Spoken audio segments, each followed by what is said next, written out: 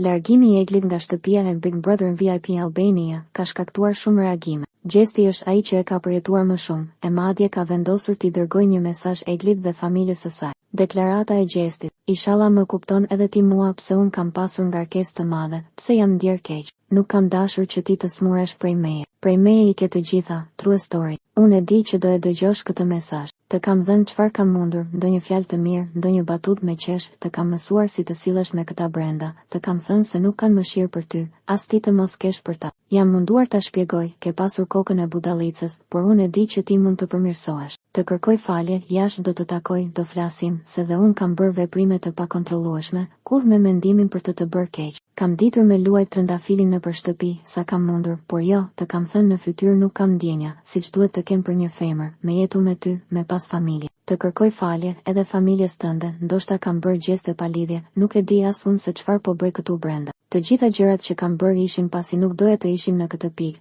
shkaktari jam unë, prej meje, që më ke dashur shumë dhe që ke bërë si e çmendur. Nuk kam dashur që të shkonim në këtë pikë, nuk kam dashur që ti ta lëndosh veten, edhe nëse nuk ma fal, unë e marr dënimin